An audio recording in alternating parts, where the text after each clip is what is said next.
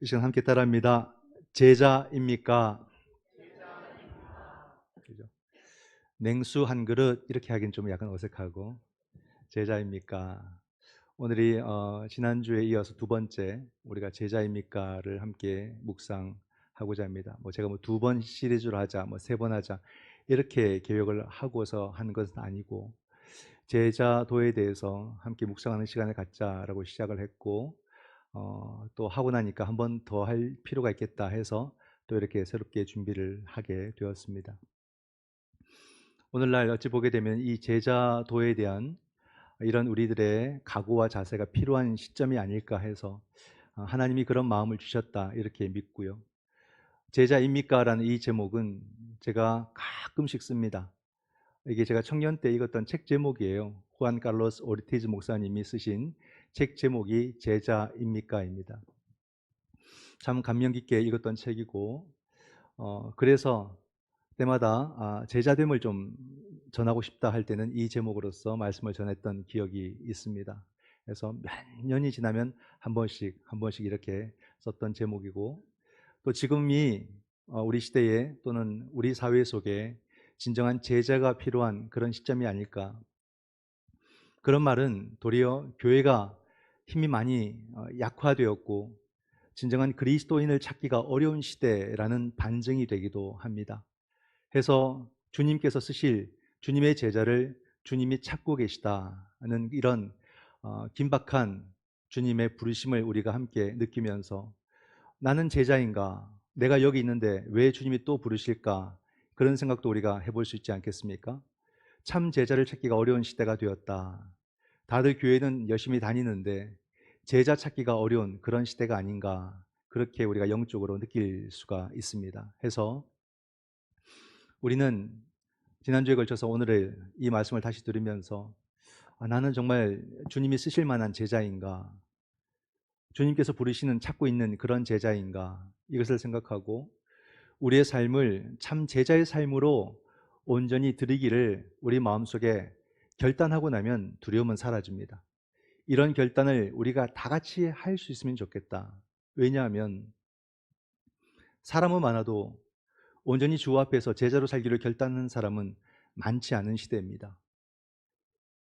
그렇기 때문에 우리는 우리 스스로를 두려워해야 되고 그 많은 사람이 아니라 그 소수의 사람과 끝까지 우리는 함께 갈 것이고, 그러므로 하나님은 그 소수의 사람을 통해서 하나님의 뜻을 오늘 우리 시대 가운데 반드시 이루실 줄 믿고 우리가 바로 그 남은 그루터기, 그 작은 자들, 소수의 사람들이 되어야 하지 않을까.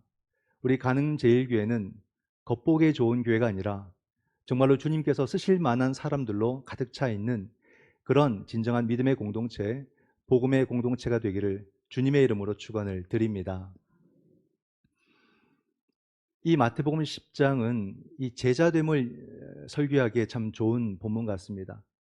그러나 또한 부담을 많이 드리게 되는 그런 본문이어서 이 본문을 택하기란 설교자로서는 사실은 쉽지 않은 선택이었습니다. 지난주에도 말씀이 상당히 불편하죠. 본문 자체가 제가 불편하기 전했다기보다는 본문 자체가 불편해요. 주님께서 불편한 말씀을 많이 하셨어요. 뭐라고 말씀을 하셨냐면 너희가 세상에서 나 시인 안 하면 나도 너 아버지 앞에서 시인 안 할 거야. 주님이 좀 그죠? 마음이 조금 상하신 것처럼 이렇게 느껴지는 그런 대목. 왜 갑자기 주님께서 그런 말씀을 하실까 느껴질 만큼 주님이 그렇게 말씀을 하셨어요. 그리고 평상시에 주님답지 않은 말씀을 또 하셨거든요. 내가 화평을 주러 온 줄 아느냐? 나는 검을 주러 왔다. 도무지 무슨 말씀인지 잘 모르겠습니다. 그리고는 또 두려운 말씀도 하셨습니다. 원수는 너희 집안 식구다. 이렇게 말씀을 주님께서 하시는 겁니다. 이런 말씀은 본문으로 택하기도 어렵고 해석하기도 어렵고 어렵습니다. 어떻게 이 말씀을 봐야 될까? 근데 가만히 말씀을 묵상하면은 그게 또 보입니다. 또 이해가 되기도 하고, 가족이라는 것은 우리가 너무 소중한 공동체고 사랑하는 공동체고 끝까지 지켜내야 되는 그런 공동체로 우리는 항상 생각을 하죠. 이게 인식론적으로 가족은 항상 그렇다 이렇게 우리 정의를 하고 있는 거죠. 그런데 우리가 경험론적으로 보게 되면 우리가 갖고 있는 많은 아픔과 상처 중에 많은 경우 가족으로부터 받아요. 소중한 그 가족으로부터 의외로 상처도 많이 받더라. 이런 가정 저런 가정이 따로 있는 것이 아니라 모든 가정들이 이 양면성을 다 갖고 있어요. 너무 소중하고 지켜야 되는 가정이기도 한데 상처도 많이 받더라. 막 상처 받으면서도 아프면서도 그 가정을 지키려고 애쓰는 또 우리들의 모습을 또 함께 보게 되죠. 아, 우리의 가정은 이런 양면성이 있구나. 그런 가운데서 주시는 교훈이 있어요. 가장 소중한 공동체, 가족도 그러한데 우리가 그 어떤 것에 온전히 의지하고 의존하고 그렇게 살아갈 수 있는 사람이나 공간이나 사물이나 그 무엇이 있겠느냐, 이런 메시지가 또 들려오는 겁니다. 그러므로 여기서 우리가 알게 되는 것은 우리는 가족이든 그 누구든 간에 너무 지나치게 의지하고 의존하고 그것이 더 나아가서 중독이 되는 그런 현상은 신앙에 있어서 상당히 좋지 않은 모습이다는 거죠. 왜 안 좋으냐면 무언가를 지나치게 의지하고 의존하면 하나님을 향한 그 의지의 마음이 점점 약해지고 사라지게 됩니다. 무언가에 너무 몰입되고 매몰되면 하나님께로 나아가고자 하는 우리들의 마음이 사라져요. 그렇기 때문에 오늘 그 말씀 속에서 검을 준다는 것은 이 검으로서 뭘 하냐면 내 마음속에 있는 무언가를 의지하고자 하는, 의존하고자 하는, 자꾸 중독되어져 가는 내 마음을 도려내는 겁니다. 잘라내는 거예요. 왜? 그것은 내가 하나님께로 가야 될 그 마음을 빼앗아 가니까. 그러니까 우리는 제자로서 우리의 일상을 열심히 살아가지만 한쪽에는 칼을 차고 살아가야 돼요. 이 칼로 남을 찌르는 게 아니라 내 안에 하나님께로 가고자 하는 그 마음을 가로막는 요소들은 매 순간순간마다 제거하면서 살아요. 이게 우리 한 번 제거했다고 사라지지 않습니다. 그 자리에 또 나올 수 있고, 상황이 바뀌면, 환경이 바뀌면, 사람이 바뀌면 또 우리의 마음은 어떻게 변할지 모르기 때문에 그때마다 우리는 우리 안에서 자꾸 그것을 도려내면서 살아가야 됩니다. 이게 제자의 자세. 그렇지 않습니까? 내가 그토록 마음 주었던 그 어떤 것들은 어찌 보게 되면 하나님을 향한 내 마음을 빼앗아 갔을 수도 있는 거예요. 집중력을 흐리게 했던 일이 될 수도 있는 겁니다. 그렇기 때문에 이것을 자꾸만 제거하는 그런 삶의 태도, 이것이 제자됨의 태도다, 이렇게 우리가 말씀을 할 수가 있지요. 그런 가운데 오늘의 말씀이 이어집니다. 근데 오늘의 말씀에서도 우리가 느끼게 되는 것은 제자의 삶은 언제나 온갖 어려움들로 가득 차 있는, 어려움을 우리가 지나가면 또 다른 어려움이 또 몰려오고 또 밀려오고, 그렇게 어려움을 겪는 삶의 자리가 제자의 삶의 자리가 아닌가. 그래서 주님께서 10장 16절에 제자를 보냄이 어린 양을 이리 가운데 보냄과 같다. 주님도 알고 계신 거죠. 그래서 초대교회 그 삶이 비참했던 삶이에요. 정말로 이리 가운데로 내몰리는 양들의 모습처럼 그렇게 보여집니다. 굉장히 안타까운 모습이 많죠.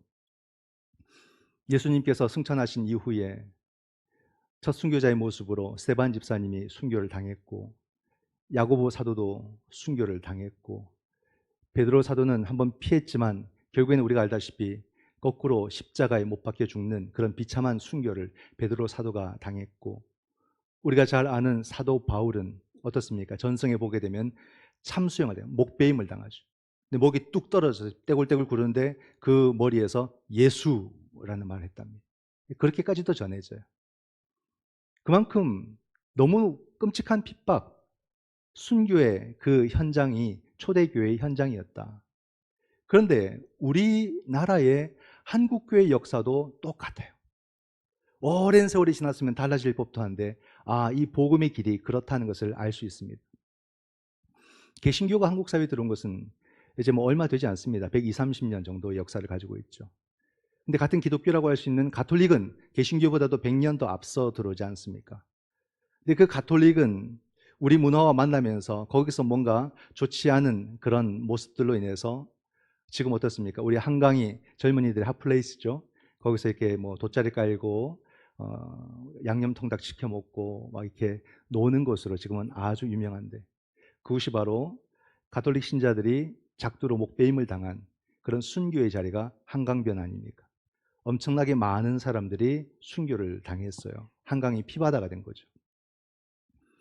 그리고 100년이 지나서 개신교가 들어오게 되고, 이 가톨릭 신자들은 바로 우리 조선, 우리 민족에 의해서 순교를 당했고, 100년이 지나서 개신교가 들어왔을 때는 우리 그리스도인들이 일제에 의해서 엄청난 핍박을 받고 엄청난 순교를 당하게 됩니다. 왜냐하면 한국교회가 민족사의 공헌을 어마어마하게 했거든요. 이 일제의 강점기 속에서 해방을 위해서 얼마나 운동을 했는지, 그 운동의 중심에 한국교회가 있었고, 여러 불교나 도교나 다른 종교에서 기독교에 직접 찾아와서 요청을 했어요. 당신들의 도움이 필요합니다. 그래서 교회는 더더욱 이 일의 책임감을 가지고 독립의 운동에 나섰죠. 교회는 정보도 빠르고 또 그 움직임도 대단했기 때문에 이 3.1 운동의 그 메시지가 교회 때문에 엄청나게 빠르게 전국적으로 퍼지게 되고, 그리고 성도들이 나와서 운동에 가담을 하게 되고, 그러면서 일제가 가장 긴장하면서 핍박했던 대상이 한국 교회 아닙니까? 수많은 사람들이 그냥 비참하게 죽었어요. 엄청난 순교의 역사가 이 땅 가운데 있었습니다. 그래서 교회는 이곳에 순교자의 피 위에 세워졌고, 오늘 우리도 그 신앙의 전성을 가지고 여기서 신앙생활하며 살아가고 있지 않습니까? 뭔가 큰 빚을 진 것 같죠. 오늘 우리가 너무 편하게 신앙생활을 하니까 뭔가 어색하고 이상한 것 같습니다. 그렇다고 해서 우리가 뭐 그런 상황을 일부러 만들 수는 없지 않습니까? 그렇기 때문에 그리스도인들은 항상 그 마음의 자세는 순교자의 정신을 가지고 살아야 돼요. 야생성이 있어야 돼요. 너무 온실에 길러진 모습이 아니라 어떤 상황이 우리에게 다가와도 우리는 지금은 편하게 살아가지만 나중에 목숨을 내어놓고 복음을 지키고 복음을 전하는 이런 삶을 살겠노라는 그런 다짐들을 매 순간마다 하고 살아가요. 이것을 가로막는 생각들을 칼로 베어내면서 언제나 우리는 참된 복음의 일꾼이요 제자라는 이 자세를 항상 가지고 살아가야 돼요. 이것이 오늘 우리들에게 요구되는 그런 모습들이 아닐까. 그럼 제자의 삶은 항상 이렇게 어려움만 있을까? 아닙니다, 여러분. 오늘 말씀 속에는 우리 주님의 위로의 말씀이 얼마나 강력하게 다가오는지 모릅니다. 40절 말씀을 보게 되면 너희를 영접하는 자는 나를 영접하는 것이요 나를 영접하는 자는 나를 보내신 이를 영접하는 것이니라. 이 두 문장이 여기서 나타나죠. 너희를 영접하면 나를 영접하는 것이고 나를 영접하면 아버지를 영접하는 것이다. 여기서 제자됨의 의미가 확 나와요. 우리가 늘 생각하고 살아가야 되는 것은 뭐냐면 우리는 주님과 그냥 한 운명이 되었다. 이렇게 보셔야 됩니다. 그냥 내가 주님과 무관한 내가 주체로 내 삶을 사는 것이 아니라 나는 뭐 이래나 저래나 주님과 끈끈하게 연결된 한 운명의 삶을 나는 살아간다. 이게 내가 제자된 나의 모습이다. 이렇게 우리가 온전히 믿고 이해를 해야 됩니다. 또 하나는 내가 믿는 스승이신 예수 그리스도는 아버지 하나님께로부터 오신 분이시다. 이 믿음이 굳건해야 되는 거죠. 그 제자됨은 예수 그리스도를 향하고 예수 그리스도를 향함이 아버지 하나님을 향하는 그런 믿음의 모습을 우리가 온전히 가질 때에 참된 제자됨을 가질 수가 있습니다. 이런 고백이 선명하면요, 이 말씀이 이제 우리에게 힘이 되기 시작합니다. 그래서 내가 배척당하는 것은 그냥 나만 배척당하는 것이 아니라 그리스도가 배척당하는 일이에요. 이게 무슨 말입니까? 우리는 사람들에게 인정받고 싶은 마음이 너무 많죠. 사람이 나를 인정 안 해주면 속상하고 화가 나고 막 그렇습니다. 그러나 여러분, 이제 우리는 한 개인이 아닌 거예요. 우린 공인인 거예요. 내가 배척당하는 것은 그리스도가 배척당하는 것이고 아버지 하나님의 배척당하는 일입니다. 아, 내 삶이 공적인 삶이 되었구나. 진정한 제자된 삶, 그리스도인의 삶이 되었구나. 그것을 우리가 함께 느끼게 된다면 이런 제자된 삶에 다가오는 고난도 역경도 이겨낼 수 있는, 감당해낼 수 있는 그 마음이 여기서 나오는 거예요. 주님과 내가 이어져 있는 이 제자의 삶을 알게 되면은 제자의 삶, 가치가 있다는 것을 알게 되고 이 삶에 내 인생을 한번 걸어볼 만한 용기가 거기서 나오는 거예요. 그냥 나 자신의 어떠함에 따라서 그냥 내 능력과 내 가능성을 갖고 제자의 삶에 도전한다는 것은 늘 불안하고 상황에 따라서 바뀌잖아요. 우리의 고백도 서원도 바뀌잖아요. 그러나 우리가 예수 그리스도와 함께 우리의 삶을 살아간다면은 우리의 고백과 우리의 결단이 더 확실해지는 겁니다. 주님으로 인해서 내가 제자의 삶을 살아가는 것이고 그 삶 속에서 주어지는 좋은 것이든 나쁜 것이든 내게 다 의미가 있다는 것을 비로소 우리가 알게 된다라는 사실입니다. 그러므로 우리가 제자로 사는 것은 주님 때문에 용기를 낼 수 있는 것입니다. 내가 결단력이 좋아서 그렇게 가는 것이 아니라 주님 때문에 우리가 더욱더 마음이 든든해지고 주님 때문에 용기가 나고 주님 때문에 내 삶을 충분히 걸 만한 가치를 거기서 우리가 알게 되는 것이죠. 그런 가운데 40절과 41절이 우리에게 또 놀라운 말씀을 주십니다. 40절 말씀을 보게 되면은 선지자들을 받아들이는 사람은 선지자의 상을 받는다. 그리고 의인을 영접하는 사람은 의인의 상을 받는다. 이렇게 설명을 해주고 있습니다. 이 말은 결국 40절과 연결한다면 제자를 영접하는 자는 제자의 상을 받는다라는 말씀을 이렇게 41절에서 하고 있는 것입니다. 제자의 삶이라는 것은 무거운 짐만 있고 무거운 책임만 있고 어떤 두려운 일들, 힘든 일들만 있는 것이 아니라 제자의 삶이 얼마나 가치 있는가를 말해주는 거예요. 존재론적 가치. 제자는 그 자체가 이미 하나님 앞에 복이 되고 존재론적 가치가 있어서 그 사람을 영접하는 것만으로도 그 사람은 복이 된다라고 말씀을 해주고 있습니다. 그러므로 우리가 여러분 이 사실 속에서 제자됨으로 살아간다는 것이 얼마나 감사한 일이고 의미 있는 일인가를 아셔야 돼요. 여러분이 제자라는 이유만으로 여러분이 있는 그곳이 밝아지기 시작하는 거예요. 여러분이 제자라는 이유로 여러분을 통해서 다른 사람들이 위로를 받는 거예요. 내가 무엇이간데 나는 나를 그렇게 볼 수 있겠지만은 주님이 볼 때는 나를 제자로 보는 거예요. 너 때문에 다른 사람은 도움을 받을 것이고 너 때문에 다른 사람은 위로를 받을 것이고 너 때문에 이 사회가 결국 밝아질 것이라는 메시지를 끊임없이 그 제자들을 통해서 우리 사회와 우리 이웃에게 주님은 주고 계시다는 말입니다. 제자는 존재적 가치를 받아요. 얼마나 잘해서 뭔가를 이루어서 우리가 막 평판을 좋게 만들고 이것이 아니라 제자라는 이유만으로 우리의 삶이 빛이 나고 우리의 삶에 용기가 생기고 우리를 통해서 하나님 나라의 희망과 소망을 우리 사회 가운데 힘차게 증거되고 전해지게 만들어 놓으셨다는 것입니다. 제자란 누구냐? 오늘 이 시대를 살아가는 선지자요, 의인이라고 오늘 본문이 우리에게 말해주고 있습니다. 그러므로 제자를 영접하지 않는 것은 시대에 선지자를 영접하지 않는 일이 된다. 이렇게 해석이 됩니다. 그럼 반대로 제자를 영접하는 사람은 오늘 이 시대에 선지자를 영접하는 일이 되고 선지자를 영접하게 될 때 하나님 나라를 받아들이는 일이 되고 하나님 나라를 받아들이게 될 때 그 사람은 하나님 나라의 상을 잃지 않는 사람이 된다. 얼마나 놀라운 일입니까? 우리를 통해서 누군가가 이러한 상과 복을 받는다면 충분히 이 삶을 살만한 가치가 있는 것이 아닌가. 이 사실을 알고 제자의 삶을 사는 사람과 이 사실을 모르고 그냥 상투적으로 교회 다니고 제자의 삶을 사는 사람은 완전히 다른 인생을 사는 거죠. 이 사실을 안다면 좋은 것도 복이고 나쁜 것도 복이 된다는 사실 속에서 흔들리지 않는 제자의 길을 갈 수 있는 것이고 이 사실을 모른다면 조금만 흔들려도 금세 제자직을 포기해버리고 우린 배반해버리는 그런 삶을 살 수 있는 사람이라는 것을 우린 나 자신을 너무 잘 알아요. 하기 때문에 제자됨이 어떤 의미인지 이 제자됨이 얼마나 존재론적 가치를 갖고 있는지를 우리가 느끼고 경험하고 살아가는 것이 얼마나 중요한 일인가. 그죠? 그런 가운데 주님께서 제자들을 더더욱 격려하시는 말씀이 42절 가운데 있습니다. 보게 되면 또 누구든지 제자의 이름으로 이 작은 자 중 하나에게 냉수 한 그릇이라도 주는 자는 내가 진실로 너희에게 이르노니 그 사람이 결단코 상을 잃지 아니하리라. 여기 보십시오. 작은 자라는 말이 나와요. 작은 자. 이 작은 자는 누구를 가리킵니까? 제자를 가리켜요. 제자. 제자는 세상에서 작은 자로 보여집니다. 작은 자. 말 그대로 작아요. 이것은 뭐냐면 제자의 한 운명 같아요. 제자로 살면 세상에서 대접을 잘 못 받아요. 가진 것도 별로 없고 지위도 별로 없고 여러분 세상은 그런 사람들 좋아합니까? 부담스러워하죠. 그런 사람과 함께 하고 싶어 하지 않습니다.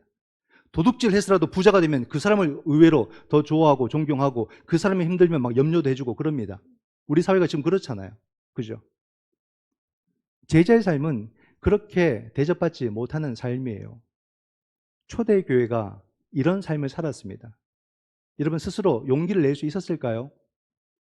야, 우리 이러다가 우리 초대교회 그냥 사라지는 거 아니야? 다음 세대는 고사하고 우리도 제대로 신앙생활을 할 수 있을까? 그렇게 마음속에 느껴지지 않을까? 그랬지 않았을까? 이런 생각이 들어요. 그들의 마음이 얼마나 힘들었을까? 근데 제가 예전에 말씀을 준비하다가 과거의 일이 떠올랐어요. 이런 삶을 사는 사람들을 직접 경험한 적이 있었습니다.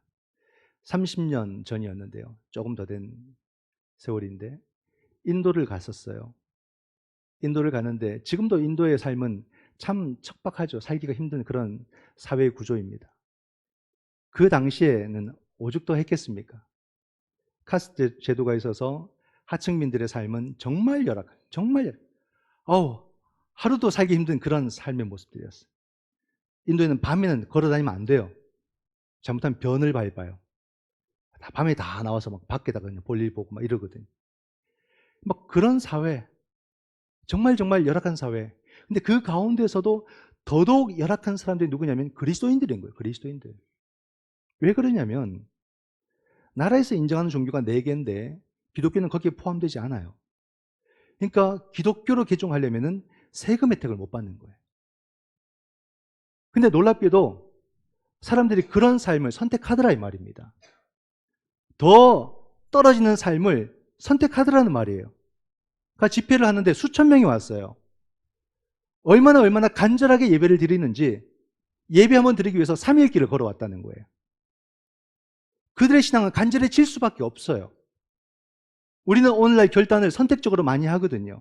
한번 기분 좋으면 한번 딱 결단하고 좀 뭔가 될 것 같으면 결단하고 상황이 불리하면 침묵해버리고 이런 선택적 결단을 많이 하는데 그들은 자기 전 실존 안 걸면 신앙생활을 못하는 거예요.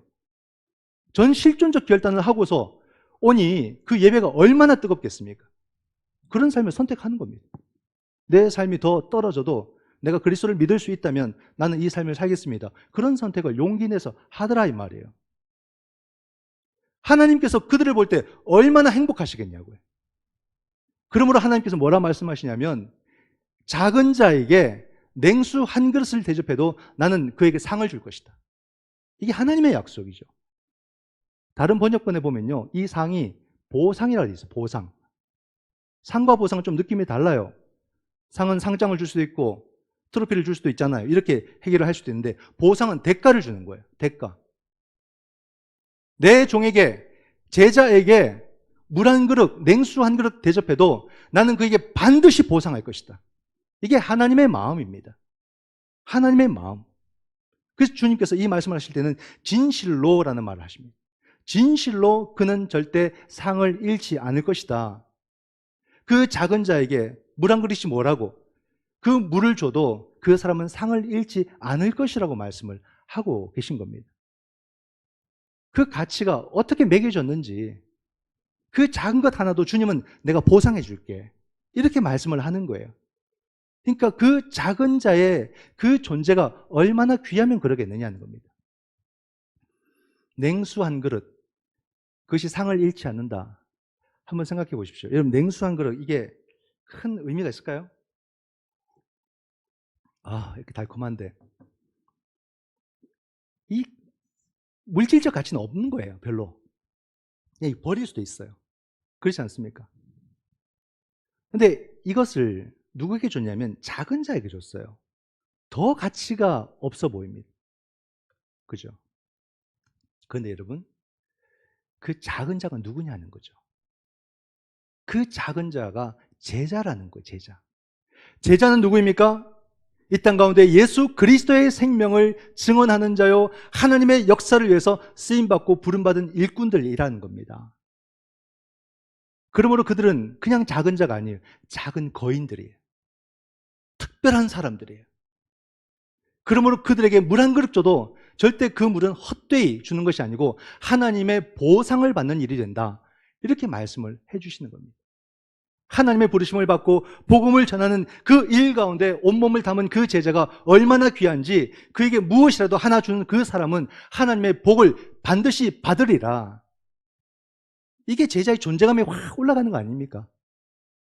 내가 무엇이라고 하나님은 나에게 누군가가 은혜를 베풀 때 그 사람에게 반드시 갚아주시는 이런 삶으로 나를 세워주시고 다른 사람들을 초대해 주셨다는 것이 얼마나 감사한 일이냐고요. 여러분 상을 잃지 않으리라 했어요. 이 말씀을 들으니까 더 막 가슴이 벅차옵니다. 그 제자에게 물 한 그릇 준 사람도 상을 잃지 않는다면은 그 제자됨을 순종하고 받아들이고 응답하며 살아가는 그 제자는 과연 어떤 은혜를 받겠느냐 말이에요. 그죠? 하나님은 제자에게 물 준 사람도 반드시 대가를 받는다고 했기 때문에 그 제자의 삶을 살기로 부족하지만 순종하고 응답한 그 사람에게는 가장 좋은 것을 허락해 주심을 믿으시기 바랍니다. 하나님이 제자 놔두고 누구에게 좋은 걸 주겠어요? 하나님이 제자 아닌 다른 누구에게 무엇을 더 좋은 걸 주겠습니까? 그런 일은 없는 거예요. 하나님이 예비하시고 하나님이 주시는 모든 귀한 은혜는 오직 예수 그리스도의 제자를 위해서 허락하심을 믿으시기 바랍니다. 그런 감동, 그런 기대가 우리 가운데 있는 거예요. 제자에게 물 준 사람도 큰 은혜를 주시기로 진실로 약속을 하시는데 그 제자에게는 하나님께서 정말 좋은 것을 주시지 않겠느냐. 그 은혜를 죽은 다음에 주실까요? 아니죠. 그건 오해입니다. 우리의 신앙은 미래적이며 언제나 현재적이라는 사실을 항상 기억하고 사셔야 됩니다. 하나님의 나라는 미래적이며 언제나 지금 여기에서 이루어지는 하나님의 나라임을 우리는 믿어야 됩니다. 바로 이 나라를 위해서 헌신하시고 수고하는 그 제자를 위해서 주님은 그 놀라운 은혜를 지금 허락해 주신다는 거예요. 지금 우리가 은혜 받아야 주의 일을 하고 지금 은혜 받아야 제자의 삶을 살 수 있는 것이지 나중을 기대하며 오늘을 제자로 못 산다 이 말입니다. 은혜 우선성이죠. 우리가 지금까지 살아온 것도 은혜를 받았으니까 살아왔고 또 끊임없이 은혜를 먼저 받아야 우리는 하나님의 역사를 이루어 나가는 제자의 삶에 온몸을 바칠 수 있고 던질 수가 있는 거예요. 독일의 디아코니아를 제가 소개하면서 그 디아코니아직에 헌신하는 그 사람들을 정말로 어디에 못지않은 월급도 주고 복지도 책임져 주는 그 이유를 뭐라 했습니까? 이 사람들은 뭔가 물건을 막 만들어내는 그런 일들을 하는 사람들이 아니에요. 그냥 열심히 남을 돕고 봉사하는 일이에요. 그 일을 떳떳하게 하라고. 떳떳하게 하고 하다 말다 하지 마시고 그것을 지속적으로 하라고. 그리고 그것을 그냥 대충 하지 말고 누구보다도 어떤 직장보다도 더 전문적으로 하라고 그 보상을 정확하게 해준다 이 말입니다.